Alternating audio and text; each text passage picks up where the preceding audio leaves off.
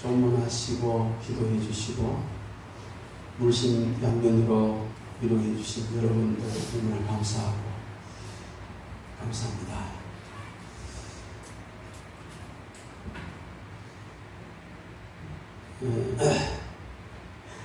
마음이 좀 안정됐는데 우리처럼 찬양 불러가지고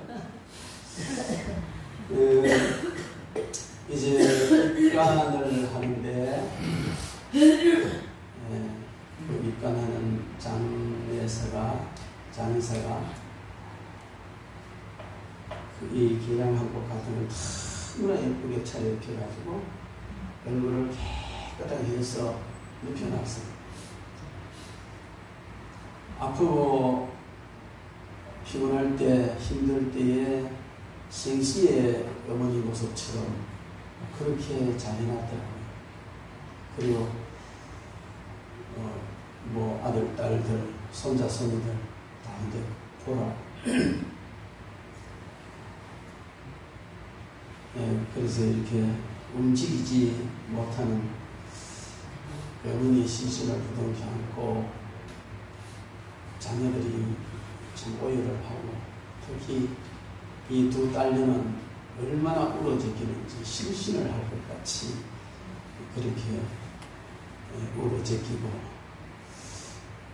그러면서 참 한평생 수없이 고생하고 수고했던 파란만장한 삶을 살고 가시는 어머니 생애가 여기서 끝이 나는구나, 여기까지구나, 이런 생각을 하면서 다시는 이 땅에서 얼굴을 보지 못한다. 며칠 후면은 한 줌의 제가 되어도 안장이 되겠구나,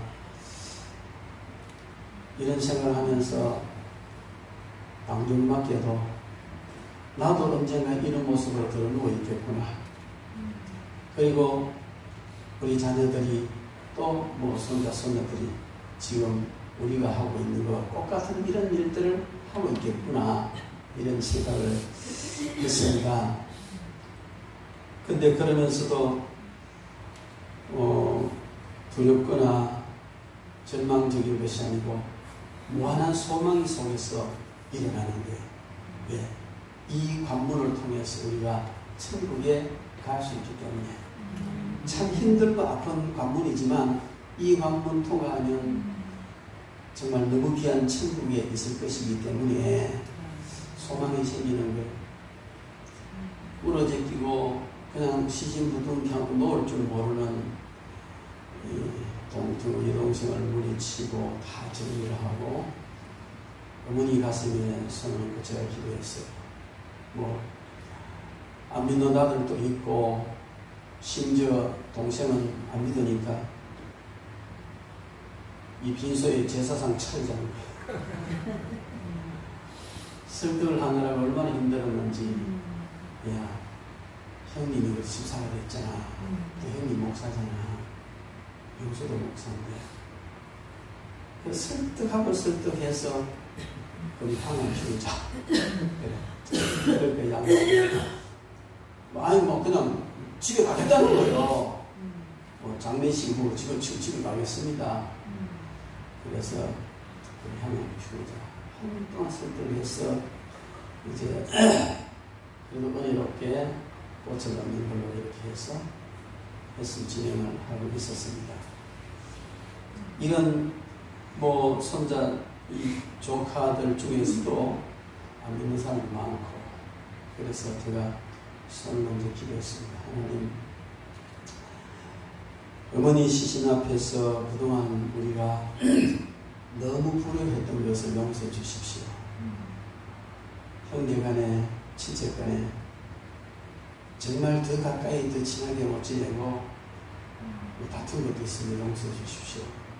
그렇게 기도하고 어머니 영혼을 천국으로 인도해 주셔서 감사합니다. 감사기도를 하고 여동생들에게 안고 어머니 천국 갔습니다. 우리 천국에서 만나자. 그렇게 이 남동생 하나 여동생 하나 두 분이 그렇게 오빠 말을 안 듣고 끝까지 신앙을 반대하는데 고개를 끄덕이며 그러더라고요.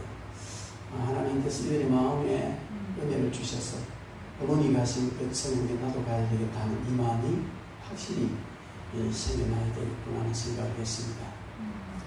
제 어머님은 제가 어릴 때 저희 어머님은 참 시골 분이었으니까 얼마나 힘들고 어렵게 살았는지 저희 아버지도 참 억척이셨어요. 시골 논, 계단 논 그 조그만 거를 위에 논 파가지고 밑에 논 메까가지고 넓은 논 만들어놨고 다른 사람은 다 쉴 때 한겨울에 그 땅 파고 우리 데려가서 같이 일하자. 돌자갈 꺼내고 농사질 때면은 어머니는 그냥 그 중참하고 점심하고 그 무거운 이고 나가고 그랬어요. 근데 저희 아버지는 예수님을 안 믿었습니다. 향교에 나갈 만큼 유교에 심취해 있었습니다. 그런데 그 동네에 집사라는 분이 그때는 보자기 한 개가 참 귀했어요. 요즘은 흔해 빠졌지만 그 보자기를 주우면 주인 찾아준 동네 해봐야 20집도 안 되는 작은 동네인데 찾아줘야 되는데 장에 가서 물감사와가 삭들이가 짓거라 이런 게 탈로가 나는 홈이 잊어버려 밭에서 홈이 주스면 주인 찾으려고 자동박가가 짓거라 하고 아주 이상한 집사한 사람이 있었어요. 그래 아버지가 그게 그냥 보기 싫은 예수를 믿지 말고 이 복대기부터 고치라 이 도둑놈 이러면서 문을 닫으신 거예요. 그렇게 박해를 하는데 동네에서 한 3km 떨어진 교회에 사람들이 열심히 전도해서 어머니를 전도했습니다. 어머니 교회 나갔죠. 근데 아버지 그 꼴이 보기 싫어가지고 주일날만 되면 노래가지고 모내기 하고 뭐 산에 나무하는 것도 다 놔놨다가 주일만 되면 그날 노래가 그러니 어머니는 별 소식 밥에다 놔야 되니까 교회 못 가고 그렇게 아버지 박해로 그만 포기했어요. 신앙은 포기하고 한평생 사셨습니다. 저는 신학교 다니면서 참 어렵게 공부했습니다. 아버지가 넌 내 자식이 아니야. 사촌들이 한 25명 되는데 아버지 형제가 4분인데 아무도 예수 안 믿고 작은 집에 딸 둘이 예수 믿고 제 혼 남자는 저 예수 믿고 명절 때만 되면 완전히 공격의 대상이야. 이거는 이놈아 니는 조상도 없나 하늘에서 떨어진다 땅에서 솟았나 얼마나 공격을 받는지 설 추석이 두려울 정도였습니다. 그런데 이제 그 제사상 차놓고 당 이쪽 구석에 저쪽 구석까지 물밥 그만큼 제사가 많아. 우리 집은 아니지만 아버지 셋째 분이 있었으니까 큰 집에 제사를 때 아버지 이제 뭐 숯불 방 안에서 하고 우리 마루에 물석 깔아놓고 일을 하는데 다 절하는데 나는 저쪽에 바바하게 쓰가 있거든요. 그 모습이 아버지는 또 너무 요거 얼굴도 예쁘장하고 항상 상장 타고 초등학교 다닐 때는 장래가 촉망하다고 아버지가 그렇게 기대를 했는데 이 인간이 저렇게 빗나가 보니까 얼마나 상심했겠어요. 예수쟁이들을 미운 짓 하지 자식이 늦게 예수 믿다 이 짓 하지 너무 혼자 참 마음이 상했을 거예요. 신학교 다니면서 늘 한 기도가 등록금을 주십시오. 돈을 보태주십시오. 너무 가난했으니까 그런 기도보다도 날미 기도해 주십시오. 내 집사님 권사님들도 날미 기도해 주십시오. 그 부탁만 했습니다. 왜냐하면요 제 친구는 저보다 공부도 못하고 얼굴도 못생기니까 내가 볼 때는 정말 볼거 없는 것 같은데 너무 길이 잘 열리고 잘 되는 거예요. 그 어머니가 권사님인데요 새벽마다 기도해 주는 거예요. 그래서 하나님 저에게도 기도하는 어머니 주시려고 그렇게 기도해도 안 돌아와요. 형제들도 안 돌아오고 혼자 예수 믿고 아무리 해도 아무도 안 돌아오는데 가장 중요한 것이 가족들이 영혼권인데 왜 그렇게 안 되는지, 왜 예수쟁이라 하는 게 저렇게 가난뱅이가 돼가 자식 간수도 못하고 저렇게 돌아다니고 저짓하니까 그나마 잘 살던 형님이나 아버지나 뭐 형제들 볼 때는 아닌 거예요. 근데 제가 신학을 마치고 목사 안수 받는 날 그래도 자식이 미웠지만은 저렇게 힘들게 7년이라는 공부를 다 마치고 목사 안수 받는 데 가야지 하고 아버지 어머니 형님 다 왔어요. 노예는 시작되고 예배는 시작되고 밑에서 이제 따라온 이 내빈들 밑에 교육관이 있는데 저는 아버지에게 이런 얘기 했어요. 저 목사 안수 안 받습니다. 깜짝 놀라요. 왜? 그렇게 오랫동안 힘들게 공부해놓고 이 지역에서 왜 목사 안수 안 받느냐. 아버지, 어머니, 제가 목사가 되면 지금까지도 그래 해왔지만 제가 목사가 되면 한평생 많은 사람들 앞에 천국이 있습니다. 지옥이 있습니다. 예수님을 믿지 않으면 죄 용서를 받지 못해서 지옥 갑니다. 예수님을 믿어야 죄 용서 받고 천국에 갑니다. 착하게 살아서 천국 가는 게 아니고 악하게 살아서 지옥 가는 것이 아니라 죄 때문에 지옥 가고 죄가 없어야 천국 가는데 우리 죄를 해결할 수 있는 방법은 예수님을 믿고 우리 죄를 대신 갚으신 그 예수님의 공로로 하나님께 죄를 용서받아서 죄 없어져서 천국 가는데 그 길밖에 없습니다. 그렇게 한평생 내가 이야기만 하고 살아야 될 사람인데 그러면 그렇게 천국이 좋고 지옥이 그렇게 처참하다면 너가 보시 너 어머는 왜 그래 나눠느냐, 너 형제들은 왜 그렇게 나눠느냐, 이 소리 사람들이 할 것이고 그럼 난 거짓말쟁이가 되고 평생 거짓말쟁이 됩니다. 그럼 저는 그냥 뭐 전도사로 사역을 하고 목사는 안 합니다. 그러니까 아버지가 내려놓으시더라고요. 자식은 못 이기시는 거다. 그렇게 박해하고 예수쟁이 미워하고 절 미워하고 그러시더니 한숨을 푹 쉬시면서 그래 예수 믿을게 가서 목사 안수 받아. 그래서 제가 받았습니다. 너무너무 좋아서 성경 찬송 사드리고 아버지 어머니 사드리고 근데 이 시골 교회 목사님이 아마 설교가 저보다도 더 길고 더 지도하고 그랬나 봐요. 그 노인네가 귀에도 안 들어오는 소리를 하고 평생 향교에 나가면서 갈고 닦은 유교 정신과는 도무지 맞지도 않은 소리를 하니까 장난 오는 거예요. 그래서 3개월을 다니시더니만은 못 가겠다. 그걸 주저앉았어요. 그리고 신앙생활 못하셨습니다. 마지막으로 어머니 교시하신 지는 한 달 병원에 계셨어요. 저는 바빠가지고 낮에는 못 가고 낮에는 형제들 밤에 제가 당번을 했습니다. 경사님은 경상병원에 계시는데 저녁마다 가서 아버지 예수 믿어야 됩니다. 예수님을 앞에 진심으로 영접해야 됩니다. 그러지 않으면 지옥 갑니다. 그렇게 했더니만은 아버지께서 시도를 했잖아요. 3개월 시도하면 안 되거든. 근데 또 이렇게 하니까 그 마지막에 이렇게 하니까 진심을 말씀하시는.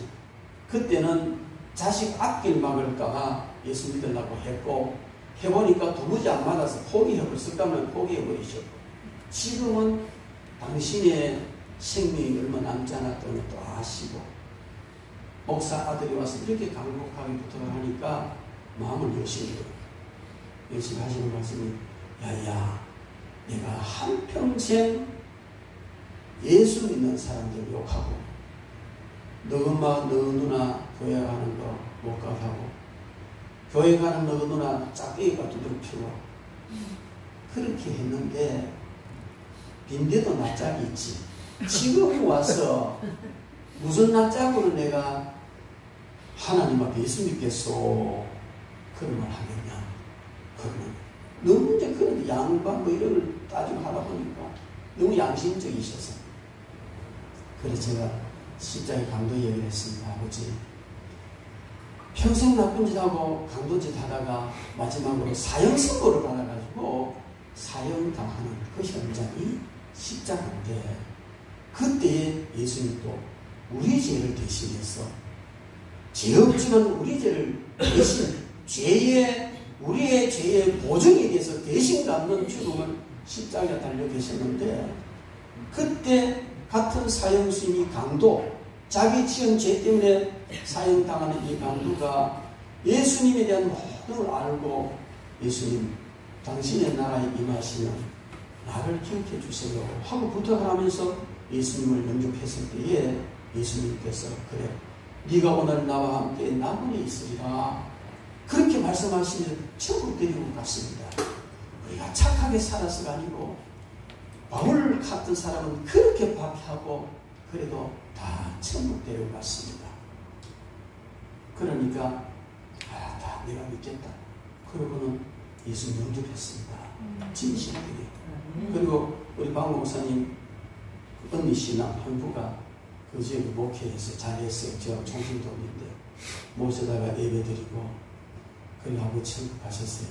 영접하고 장례식을 마치 산소가 산꼭대기입니다. 장례식을 마치고 내려오는데요. 머리 위에서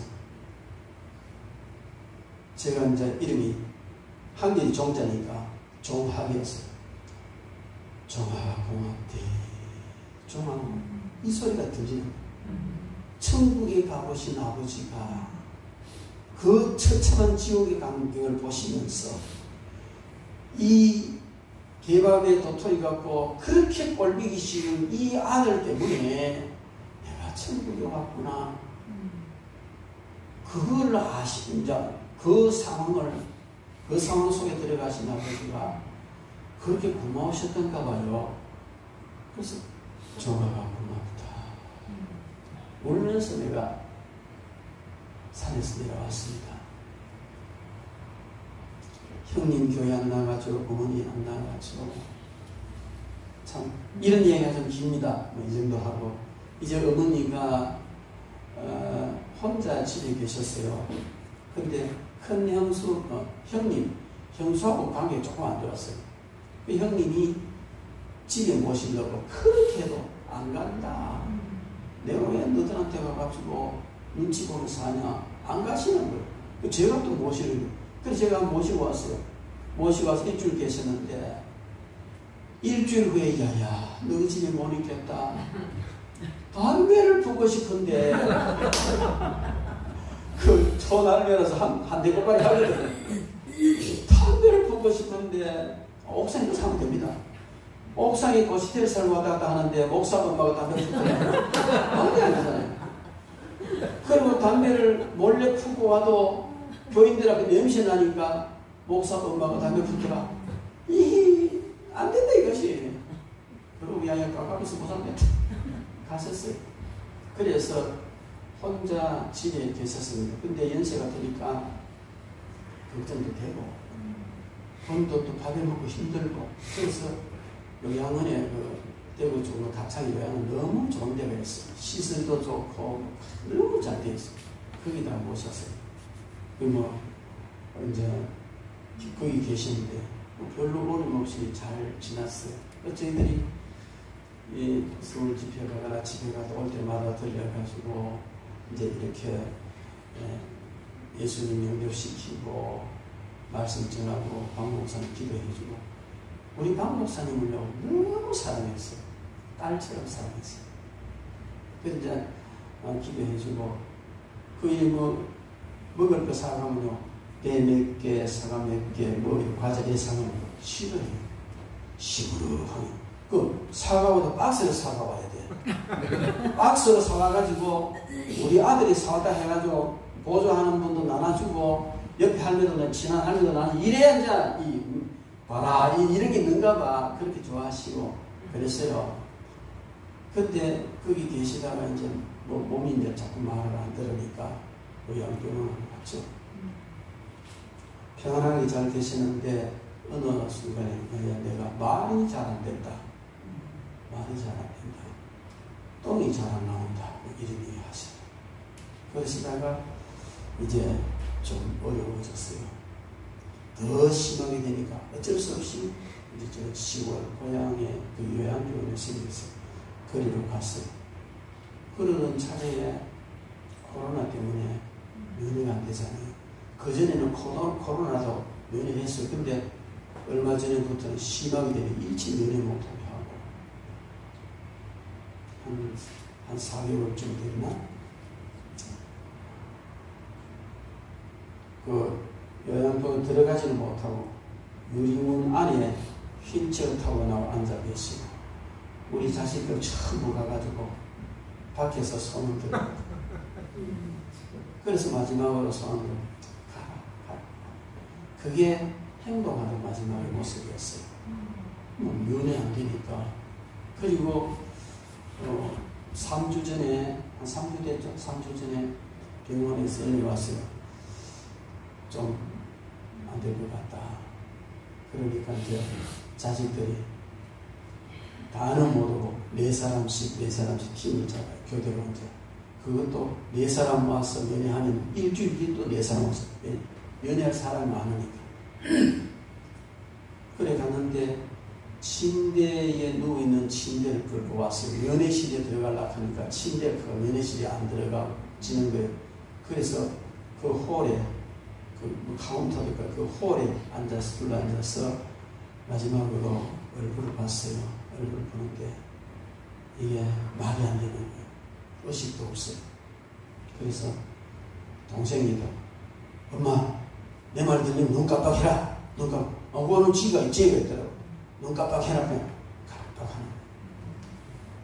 그래서 비키라 하고 이제 정말 마지막인데 저희들이 늘 가서 예수님 영접시키고 요양병원에 뭐 교회 예배도 참석했고 마지막에 또 못했지만 그래서 비키라 하고 제가 다시 복음 제시를 또 했어요.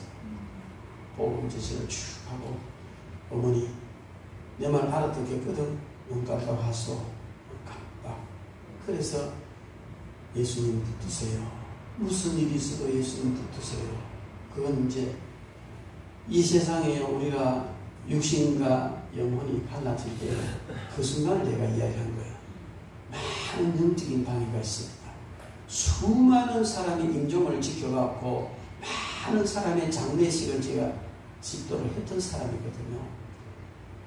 무슨 일이 있어도 마지막에는 예수님 붙잡으세요 하니까 눈물을 쭉 그러면서 눈을 깜빡하고 그게 마지막이었습니다. 그리고는 금요일 저녁에 울산에 볼 일이 있어 갔다 왔는데 저녁 늦게 형님한테 전화 어머니가 이제는 마지막인 것 같다 오라는 거예요. 너무 피곤해서 뭐 가면 그냥 이제 한 사람씩 돌아가서 얼굴 보고 나오면 끝이 그 옆에 있을 수도 없대요.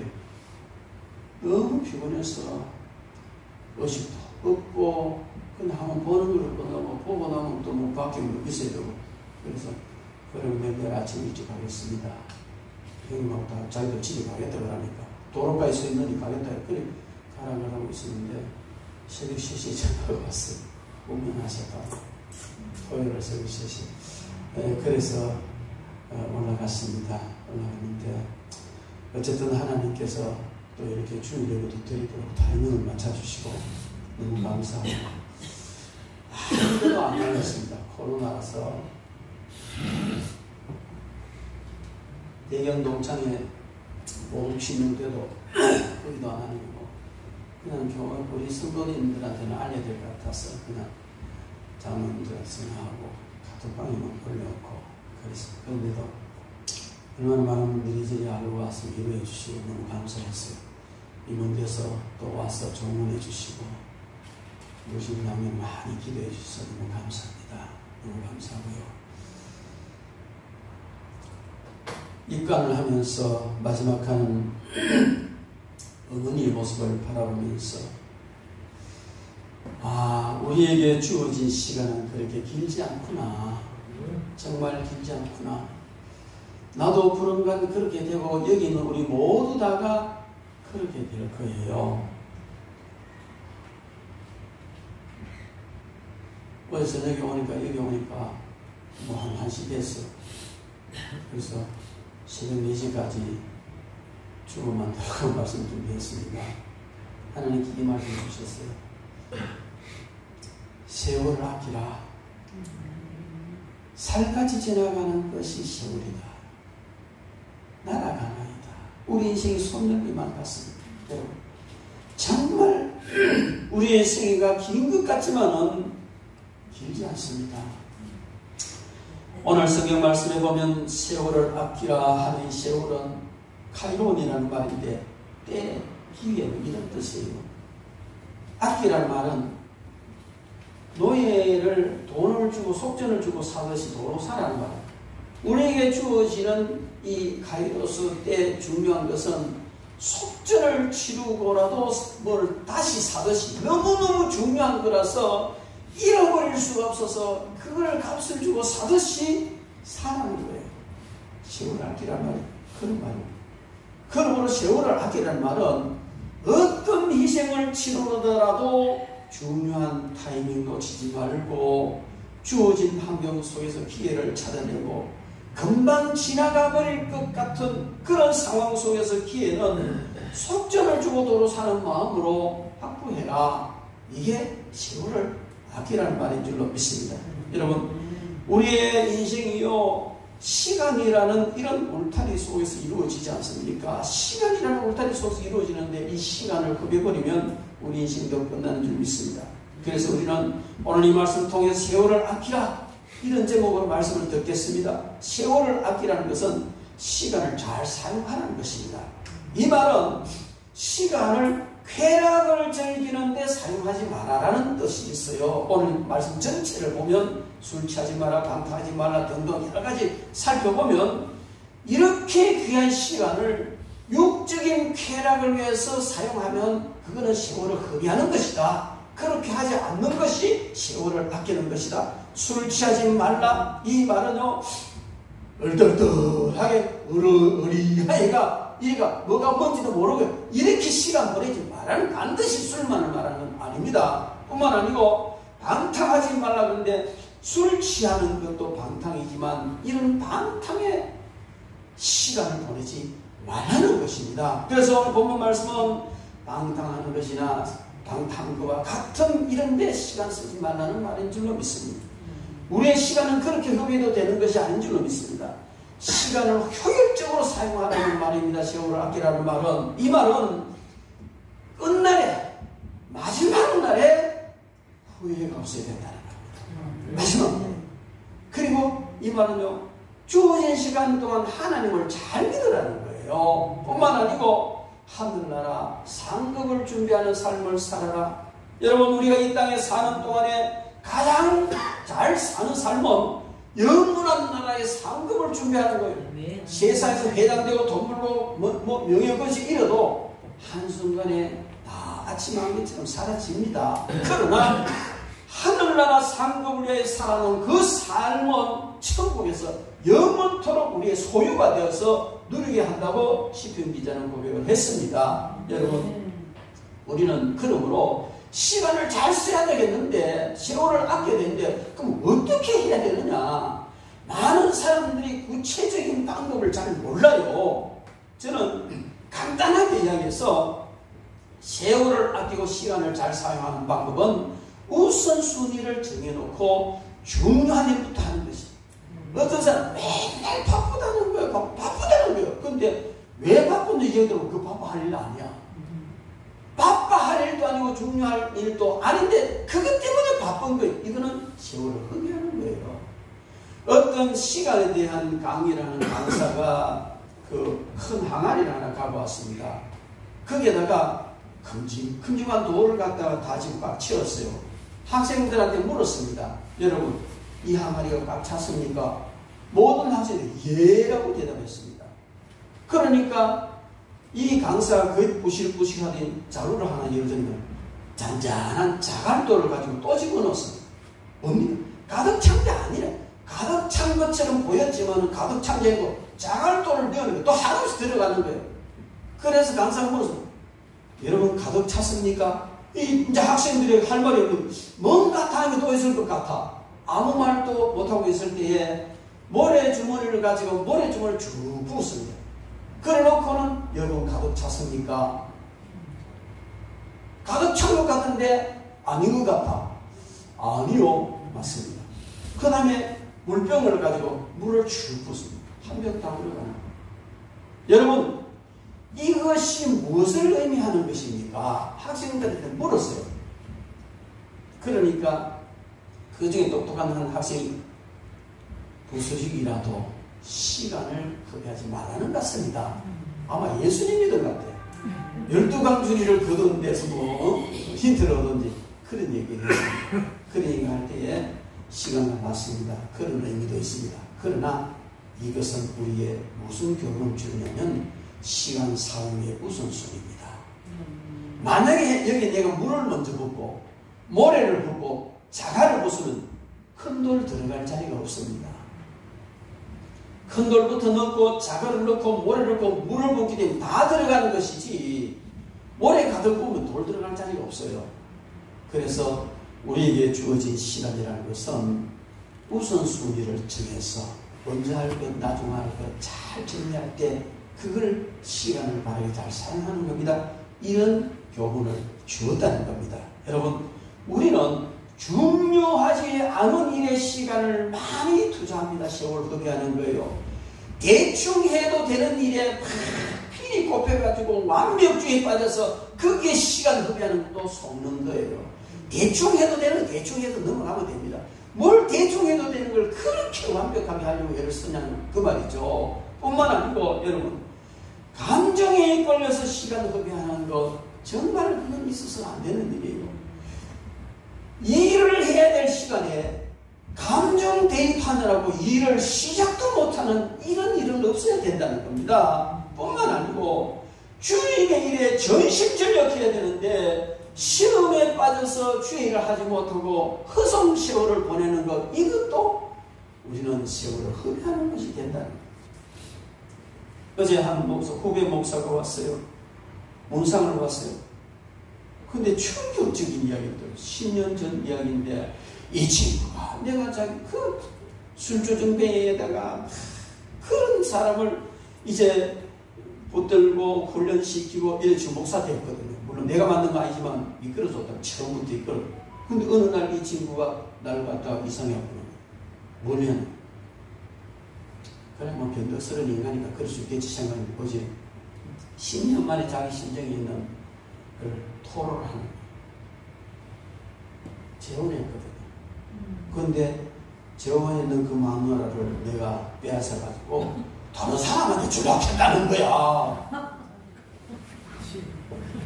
그러니 이 친구가 막 열이 돌아가지고 막 씩씩거리고 쫓아다니는 난리를 치겠어.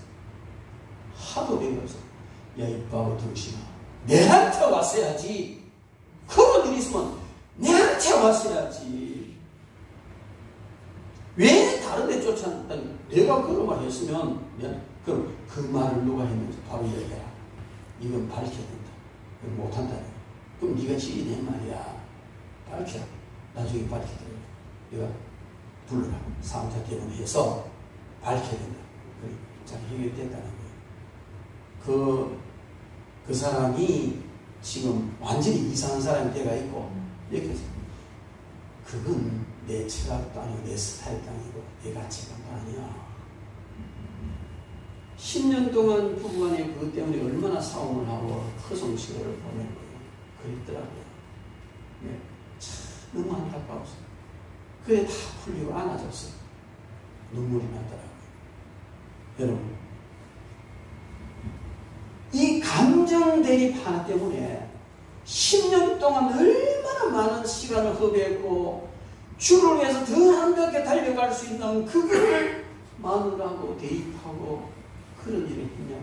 여러분 우리는 내 감정 처리 하나 못하는 것 때문에 이렇게 많은 황금 같은 시간을 소비할 수 있다는 겁니다. 우리는 중요하지 않은 일, 해도 되고 안 해도 되는 일, 대충 해도 되는 일, 이런 데 시간 허비하지 말아야 되고 감정에 이끌려서 시간 허비하지 말아야 될 줄이 있습니다. 그리고요, 사명 아닌 것에 시간 허비하는 거, 그건 안 되는 거예요. 우리는 주님이 주신 그 사명에 이끌려야 시간 허비하는 것이 아니에요. 예수님은 3년 동안 공생애 동안에요, 1초라도 허비한 적이 없어요. 정확하게 계산된 걸음을 걸으셨고, 그것도 오직 아버지 하나님의 뜻을 이루기 위한 그런 삶을, 그런 걸음을 걸으셨습니다. 여러분, 그러므로 우리는요, 정말 시간 허비하지 말아야 될 줄 믿습니다. 왜 세월을 아껴야 합니까? 때가 악하기 때문에. 때가 악하기 때문에. 이 때가 악하다는 환경이 악해졌다는 거예요. 예수님 오실 때가 임박해졌기 때문에 환경이 더 악해졌다는 거예요. 그러므로 우리는 이때에 세월을 아껴야 돼요. 마귀는 이 좋지 못한 환경을 만들어내고 거기서 우리가 세월을 허비하도록 만듭니다. 지난주에 제가 말씀을 드렸습니다. 지난주 수요일날 제가 말씀을 드렸어요. 에녹이 살던 그 시대에 유다서 1장 11절부터 15절 말씀을 보면 에녹은 선지자였습니다. 하나님과 동행하는 사람이었지만 선지자였어요. 그런데 유다서 1장 11절부터 15절 말씀에 보면 이런 말씀이 있습니다. 화 있을 진정이 사람들이여 가인의 길을 행하였으며 삭슬 위하여 발람의 어그러진 길로 물러갔으며 고라의 패역을 따라 멸망을 받았도다. 그들은 기탄없이 너희와 함께 먹으니 너희의 애찬의 암초요 자기 몸만을 기르는 목자요 바람에 물려가는 물 없는 구름이요 죽고 또 죽어 뿌리까지 뽑힌 열매 없는 가을 나무요 자기의 수치의 거품을 뿜어내는 바다의 거친 물결이라. 영원히 예비된 캄캄한 흑암으로 돌아갈 요리하는 별들이라. 그리고 14절에 이렇게 말합니다.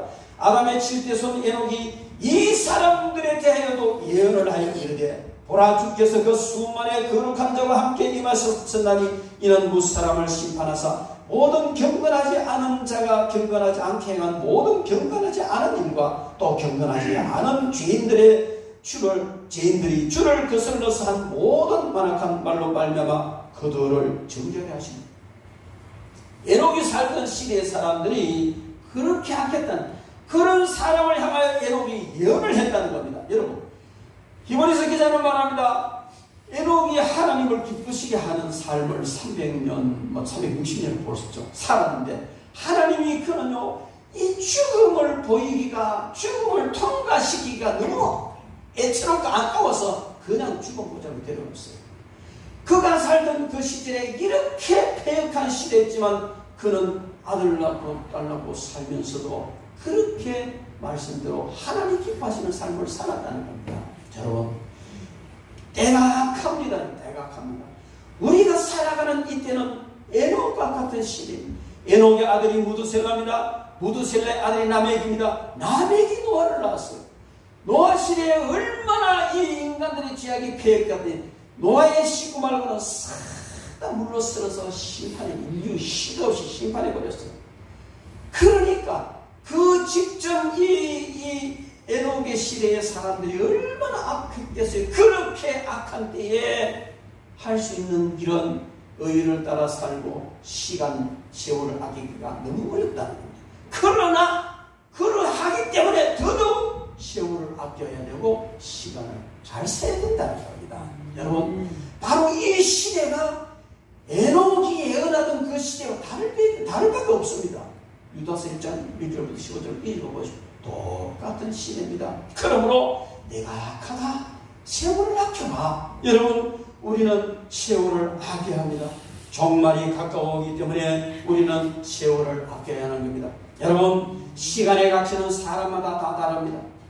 오후 3시에 포도원에 들어간 사람, 오후 5시에 포도원에 들어간 사람의 시간의 가치와 아침 일찍 포도원에 들어간 사람의 시간의 가치는 다른 거예요. 아침 일찍 포도원에 들어간 사람은 헌데나리움 주기로 주인하고 약정했으니까 이렇게 하루 종일 시간만 때우면 나중에 저녁 6시 돼서 한 대를 받아 집에 가면 돼. 품삯 받아가 가면 된단 말이야. 그러나 오후 3시, 오후 5시 하루 종일 노동시장에서 기다렸으나 자기를 써주는 사람 아무도 없었어요.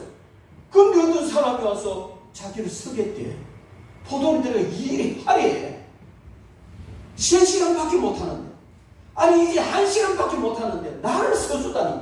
여러분 얼마나 감사하고 얼마나 고마웠겠어요. 아침 일찍 와서 땜질하는 사람의 그 사람의 시간과 오후 3시, 오후 5시에서 와서 일하는 그 사람의 시간은 다 질이 다르다는 질이다. 여러분 우리는 오후 3시에 포도를 들은 사람, 오후 5시에 포도를 들은 사람과 다를 바가 없을 줄 믿습니다. 그래서 다 같은 시간을 사용하고 있지만 질이 다르다는 겁니다. 아침에 들어온 사람의 시간은 율법적인 시간입니다. 땜빵질을 하다고 저녁 6시만 되면 약속한 달란트 대단히 받아가기 때문에 시간만 때우면 되고 눈가림만 해도 되고 외형적으로 맞춰도 되는 율법적인 시간이라면 오후 3시나 5시에 들어온 사람은요 품삯 안 줘도 돼요. 많이 안 줘도 돼요. 왜? 나를 써주셨다는 이 감사함 때문에 죽도록 자기가 뼈가 으쓱 최선 다해서 일한 줄 믿습니다. 이게 복음입니다. 우리를 구원해 주신 주님의 은혜와 정말 나 같은 죄인을 영원한 천국의 축복을 주신 주님의 그 사랑이 너무 감사하기 때문에 우리의 남은 시간은 율법적으로 땜질하거나 어떤 인간 눈에 보이기 위해서나 다른 어떤 일을 위해서 시간을 쓸 것이 아니라 주님께서 주신 그 사랑에 감사해서 쓰는 시간이 되어야 될 줄로 믿습니다. 우리의 시간은 그렇게 많이 남지 않았습니다. 여러분 정말 우리는 귀하게 시간을 사용해야 될 줄 믿습니다.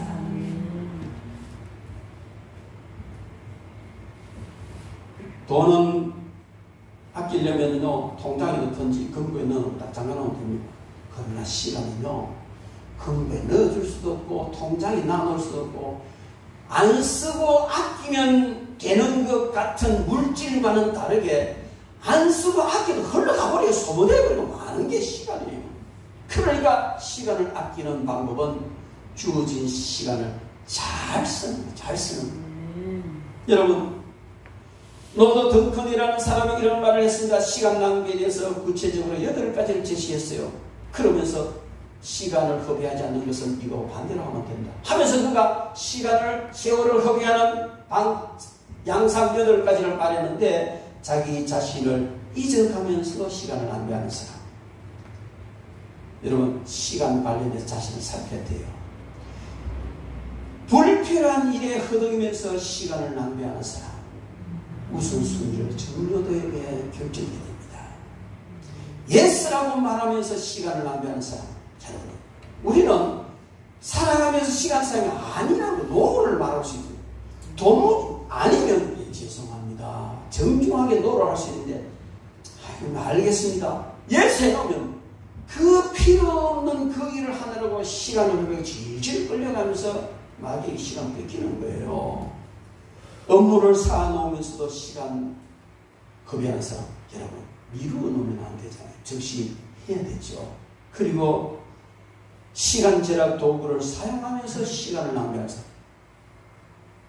제가 어릴 때는 부산서 대구 가창 초원에 집에까지 가려면 아침에 일찍 나서가 열차 타고 청도에 내려가 시외버스 타고 그리 갔어요.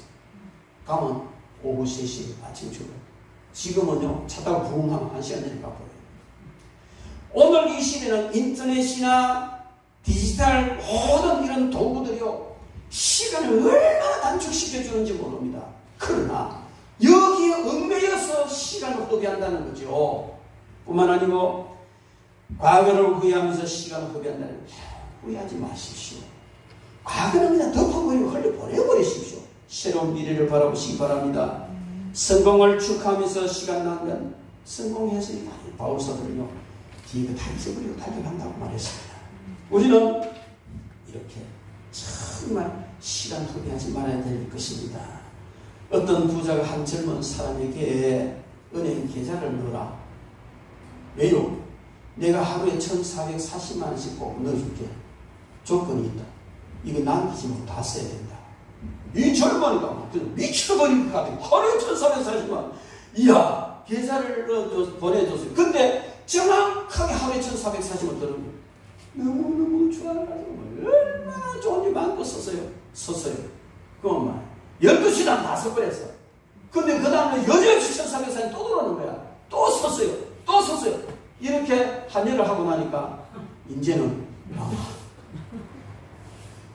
또 계속 하니까 이제는 부담이 돼. 이걸 어디다 쓰지?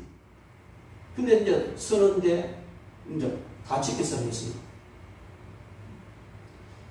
아무리 많이 남아있어도 정확하게 빼가버리고 그 다음날 아침 된 1,440원 딱딱 넣어주는 거예요. 여러분, 너무너무 좋았지만은 어느 정도 시간이 지나고 나니까 쉽지 않구나. 여러분, 이게 무슨 얘기냐면요, 하나님께서는 저와 여러분들의 시간이라는 계좌에 1,440분이라는 황금 같은 시간을 정확하게 넣어줍니다. 그것을 우리가 잘 써야 되는 거예요. 쓰다가 남기면 정확하게 해소해가지고 그 다음날 자정 12시 딱 되면 어김없이 1,440분이라는 시간 우리 계좌에 딱 넣어주십니다. 그리고 하나님께서는 잘 쓰라고 말씀하세요. 여러분, 너무나 귀한 거네요. 어떤 사람은 24시간을 48시간처럼 쓰고 어떤 사람은 24시간을 12시간처럼 씁니다. 세월을 아끼시기 바랍니다. 시간에 대한 마귀의 계계를 우리가 알아야 됩니다. 마귀는요, 어떻게 해서든지 우리가 시간을 바르게 사용하지 못하도록 만들려고 합니다. 마귀는 우리의 죽음은 오랜 시간 후에 있을 것이라고 우리를 속이면서 시간 대충 버립니다. 어머니 시신 입관하는 그 자리에서요, 시간 많이 남은 게 아니더라고요. 어릴 때 어머니하고 내 나이 70일짜리 놓고 바라보는 어머니가 터지더라고요. 여러분, 마귀는 아직 많이 남았다. 100세신이 아니야 등등 속지 마시기 바랍니다. 살아난 날들보다 살 날이 더 많이 남았다고 마귀는 미혹을 하고 속입니다. 시간은 무료이기 때문에 무한정으로 공급되는 것이라고 우리를 속이고 있습니다. 돈 관리는 철저히 해야 되지만 시간 관리 같은 건 대충 해도 돼. 이렇게 마귀는 우리를 속입니다. 여러분, 시간 관리 같은 것은 아예 관리하는 자체가 귀찮은 거야, 그냥 두는 거야 라고 마귀는 우리를 속입니다. 그러나 거기에 속지 마시기 바랍니다. 시간 없다고 핑계하지 마시기 바랍니다. 너무 바빠서 기도할 시간이 없다고요. 너무 바빠서 교회할 시간이 없다고요. 마귀에게 속는 것입니다. 하루가 다가도록 누군가에게 따뜻한 말 한마디 해줄 그런 시간이 없었다고요. 그런 시간이 없은 게 아니라 마음이 없었어요. 드디어 우리의 생명이 다하는 시간이었습니다. 하나님 앞에 갔습니다. 하나님께서 생명책을 쫙 펼쳤습니다.